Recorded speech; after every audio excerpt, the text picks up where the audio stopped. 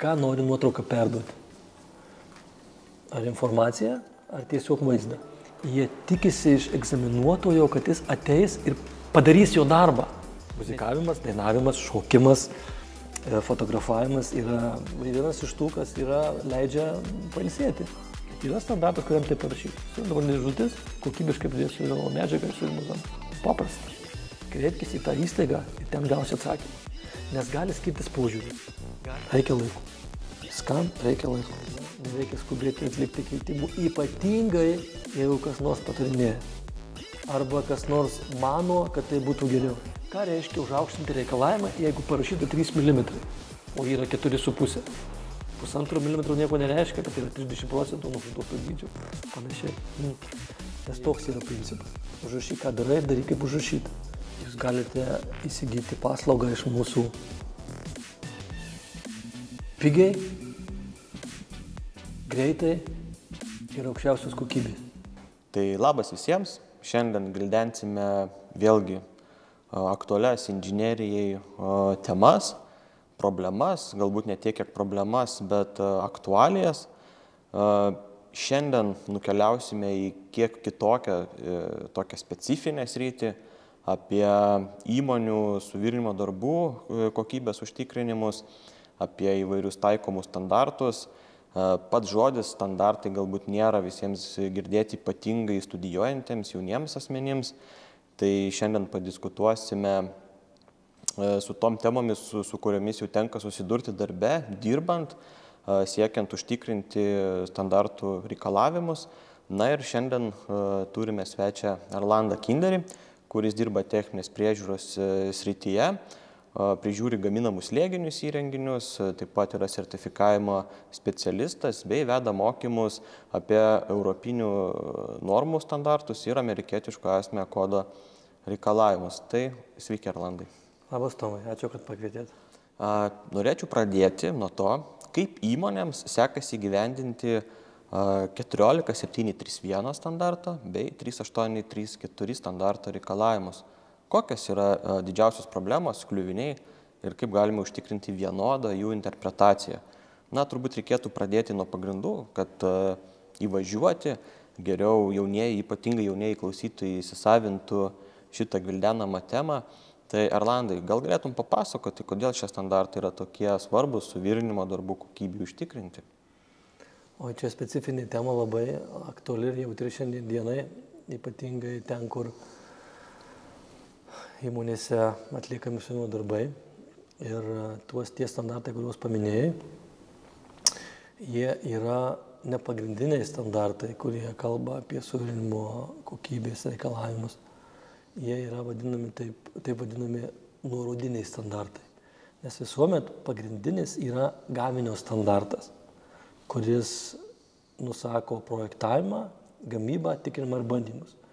Ir šie standartai, kuriuos paminėjai, Tomai, yra būtent nuorodiniai standartai iš gaminio standarto, į kuriuos yra nukreipiama ten, kur kalbama apie suvirinimo kokybės reikalavimus. Suvirinimo kokybės reikalavimai, tai turime omeny sisteminiai reikalavimai. Kas turi būti atliekama, kad ta kokybė suvirinimo būtų užtikrinta iki to lygio, kokio yra tikimas. Tai kitaip tariant, aukščiausiam lygmenį yra gaminio standartas. Visuomet turi būti kreipiamas dėmesys į gaminio standartą, nes gaminių standartai apibrėžia, apsako reikalavimus, ką reikia konkrečiai taikyti, kokio apimti ir kaip turi būti pateikta. Ir techniniais terminais taip ir vadinasi gaminio standartas ir nuorodiniai standartai, kurie papildo tą gaminio standartą. Kalbant apie tavo paminėtus standartus ISO 14731 ir ISO 3834, tai yra visiškai skirtingi standartai. Vienas kalba apie suvirinimo koordinavimą, kuris yra adresuotas personalui, o kitas kalba apie metalų lydymo suvirinimo kokybės reikalavimus. Ir čia reikėtų labai aiškiai atskirti ir nemaišyti. Vienas kalba apie kokybės sistemą, kitas kalba apie konkrečius veiksmus, kuriuos turi atlikti suvirinimą koordinuotis personalas. Kalbant su įmonių atstovais ir dabar diskusijai buvo paminėta apie skirtingas interpretacijas ir pats minėjai skirtingas interpretacijas skaitančios standartus, bandant įgyvendinti jų reikalavimus. Kurios dažniausiai atsiranda tos interpretacijos skirtingos? Interpretacijos paprastai atsiranda, kada yra kažkoks tai konkretus klausimas, ar reikia ar ne. Ir standartai iš tikrųjų šie skaitosi labai lengvai. Ypatingai gaminio standartas, kuriame yra konkretus reikalavimai parašyti. Kas turi būti, kaip turi būti padaryta. O skirtingos interpretacijos paprastai atsiranda, kuomet yra dalinimasi nuomonė tarp skirtingų žmonių. Taip pasakykime. Reiškia, kada vienas sako galima, kitas sako negalima. Ir tada atsiranda interpretacijos. Ir visi teisūs. Reiškia, mano gilių įsitikinimų interpretacija tai turėtų būti suprantama kaip išaiškinimas, kaip suprasti vieną ar kitą reikalavimą, bet ne išaiškinimas, kaip turi būti padaryta arba kaip nereikia daryti. Tai aš taip matau interpretacijas, jeigu atsakiau klausimą. Taip. Ir prisimeniau irgi vieną situaciją, kaip neardomos kontrolės standartuose būdavo 2005 metų versijose ypatingai būdavo tokios frazės angliškai maybe. Tai reiškia, kad gali būti. Na tai visi suprasdavo, nu tai čia gali būti, bet gali nebūti. Paskiau jau kaip vertėsi, sakykime, 2014 metais, 2017, 2018, daugelį šitų frazių pakeitė shall be. Reiškia, nebėra interpretacijos, kad gali ar negali. Atsirado frazė, kad turi būti. Ir daugam iš tikrųjų buvo sudėtinga persiversti ir suprasti, kad nėra kito kelio. Jeigu parašyta turi būti, reiškia, turi būti vykdoma. Ir bent jau aš, kiek esu susidūręs, tai iš šitos prizmės, kad kalbant ir su skirtingų įmonių atstovais, ir būdavo ta diskusija, kad, o kam to reikia? Anksčiau visą laiką taip darėm ir standartas sakydavo, kad gali būti. Ir čia turbūt dar atsispindi tas dalykas standartų sulyginimas, kaip išeina naujesnės versijos, ką irgi, ko gero, pamiršta kitą kartą savų laikų atlikti specialistai. Ir tas savotiškai irgi sukelia skirtingas interpretacijas. Visų pirma, reikėtų suprasti tos techninės kalbos reikalavimus. Skaitant standartus, kaip tu paminėjai, pagrindo interpretacijom gali atsirasti neteisingas traktavimas, supratimas arba vertimas. Taip irgi gali būti. Tai pirmas dalykas, kurį reikėtų įsidėmėti ir išmokti, kad visuose standartuose yra trys terminai. Ne terminai, bet trys tokie, reiškimai shall, tai privalo būti, should, yra aukšto lygio rekomendacija, ir may, tai yra pasiūlymas. Jeigu yra parašyta, kodėl aš kalbu šitais terminais angliškai, dėl to, kad didesnė dalis Lietuvoje techninių standartų yra anglų kalba išleisti. Ir personalas, kuris užsiima gamybą, arba žmonės, kurie užsiima suvirinimo kokybės sistemos kontrolę, dalyvavimų toje sistemoje, jie turi visų pirma gebėti skaityti tą kalbą standartą, kad suprastų reikalavimus. Dėl to aš apie tai užsiminėjau. Tai shall yra privalomas reikalavimas, should yra aukšto lygio rekomendacija, bet jinai nėra privaloma. Ir may tai gali būti, gali nebūti. Bet tuo atveju, kuomet yra parašyta privaloma būti, tai nėra jokių diskusijų, taip ir turi būti. Kaip turi būti, numato pati įmonė, numato tie žmonės, kurie yra atsakingi už tos sistemos kūrimą, jie tą dalyką turi interpretuoti ir pateikti suprantamai žmonėms, kurie turės paskui tai daryti. Kas tavo nuomonė padėtų įmonėms geriau suprasti ir įgyvendinti šios reikalavimus? Bet tavo paminėto indėlio iš specialistų perspektyvos, tai pirmiausiai turbūt specialistai turi išmokti ir suprasti.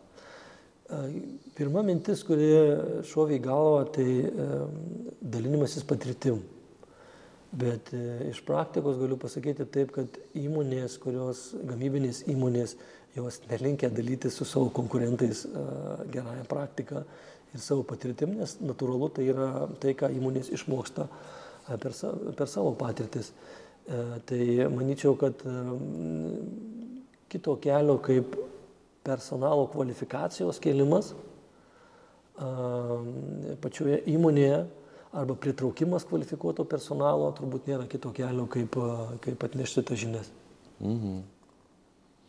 Ar matote galimybių suvienodinti šias interpretacijas, kad galbūt pradėtų įmonės ar įmonių specialistai dalintis šitomis patirtimis, be jokių, sakykime, paslėptų minčių kažką nuslėpti ir pasakyti tik tais paviršinį informaciją, laikant savo visą giluminę?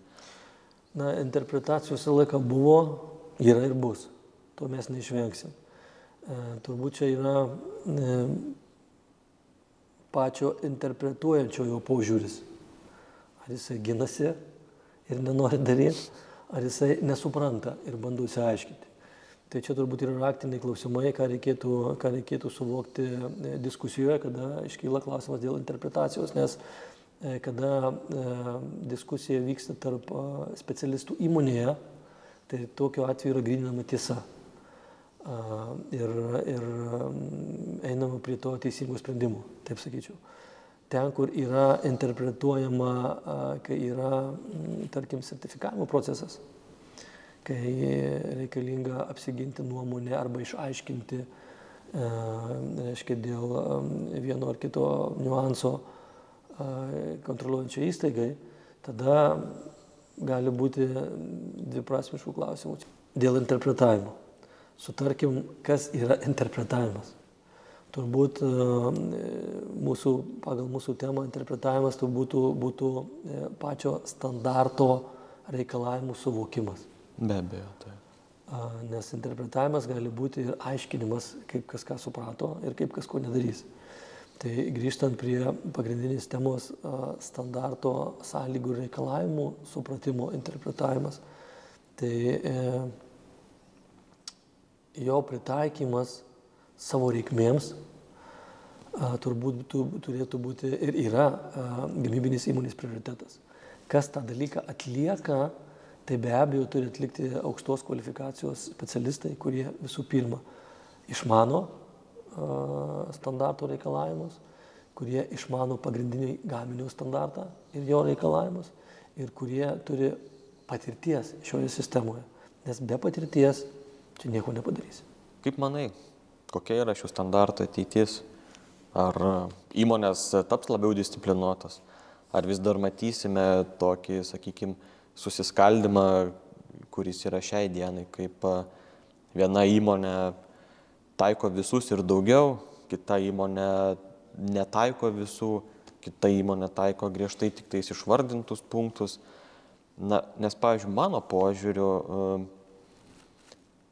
jeigu žvelgiant į ilgalaikę perspektyvą į Lietuvos įmonių ateitį, tas toksai konservatyvus požiūris, kad taikysiu viską, kas parašyta ir nedaugiau ir nemažiau, nes čia yra tik tais reikalavimas dėl kažkokios varnelės, dėl kažkokio paukščiuko, manau, yra šiek tiek netinkamas, nes kiekviena įmonė turėtų siekti vis aukštesnių tikslų, vis aukštesnės kokybės. Turi vis tiek turėtų matyti tokią tolimą viziją į ateitį, kad jeigu netobulinsim procesų, netobulinsim požiūrį į kokybę, tai mes po 10 metų galim ir iškristi iš rinkos. Tai aš manau ir tos standartus, tas toks požiūris tik tais dėl paukščiuko galbūt yra netinkamas. Tai kaip manai, ar ateityje įmonės taps labiau disciplinuotos įvertinus ir standartų reikalavimus ir besikeičiančias technologijas, atsinaujinančias? Kalbant apie standartų ateitį, pasakysiu taip, kad jie yra ir bus. Tol, kol mes esame Europos Sąjungoje, tol mes privalėsime jais vadovautis, nes tai yra standartų grupė, kuri yra nukreipta į gamybą ten, kur taikomas suvirinimas. Be suvirinimo šiandien dienai sunku įsivaizduoti ne tik pramonę, bet ir kitus dalykus, tarkim, kad ir šitoje auditorijoje paimti kėdes, jos yra privirintos, jas kažkas tai virino. Ir kalbant apie įmonių discipliną, taikant tuos standartus, čia jau priklauso individualiai nuo įmonės poreikio. Reikia suprasti dalyką tokį, kad standartų reikalavimai, jie yra bendri.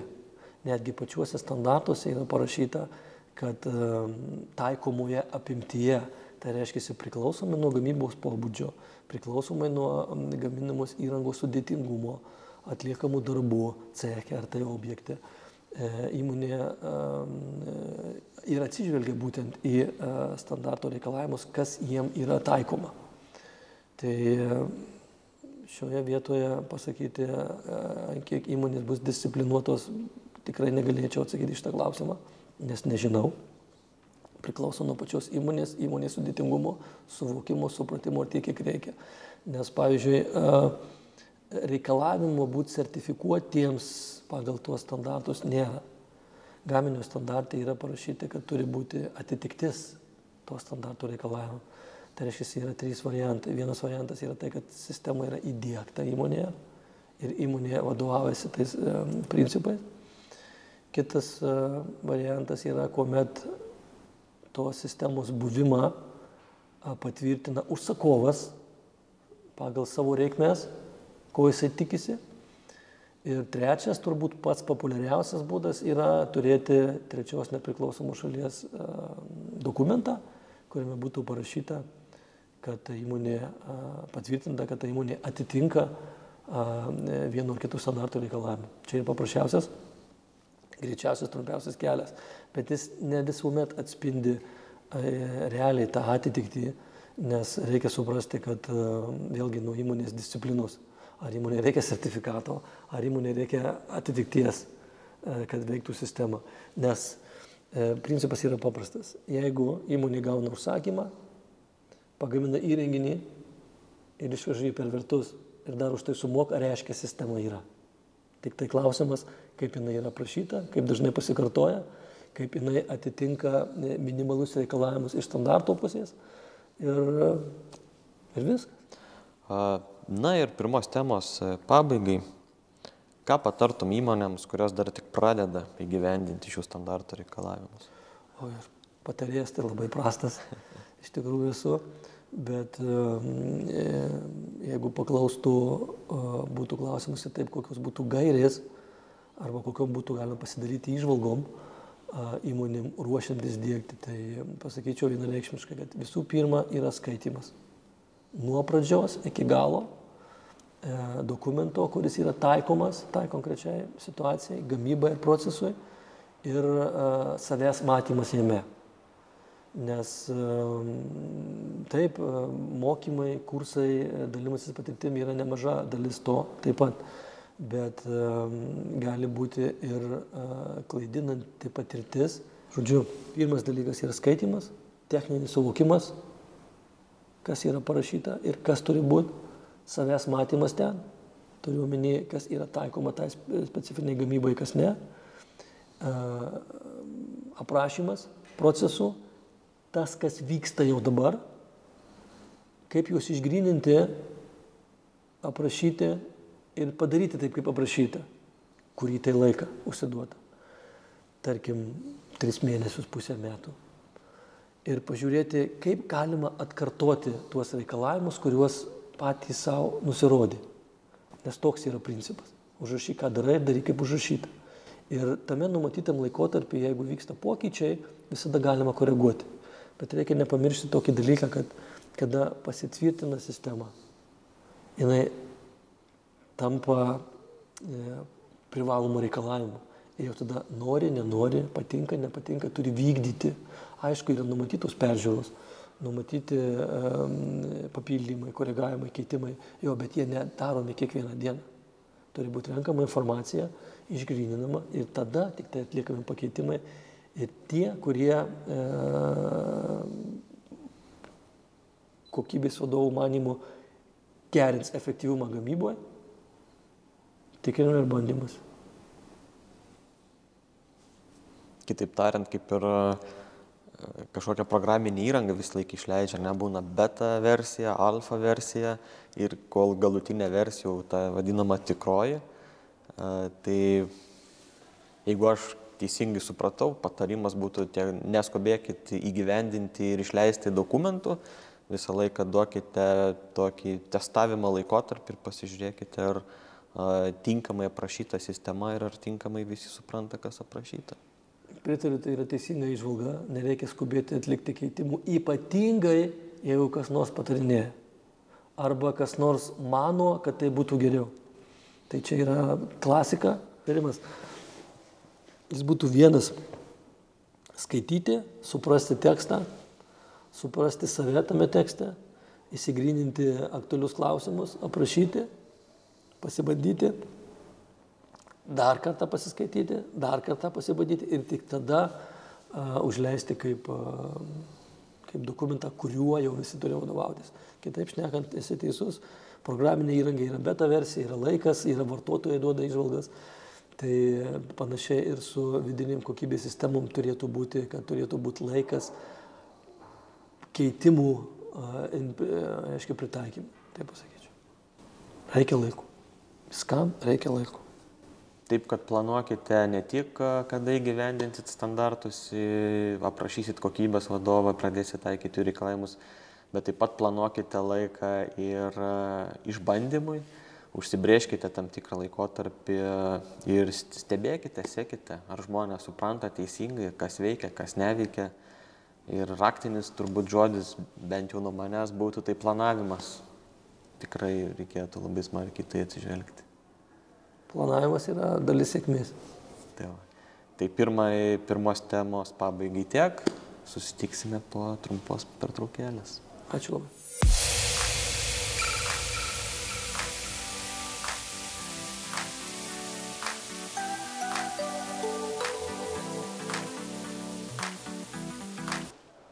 Kur čia kokybė prasideda?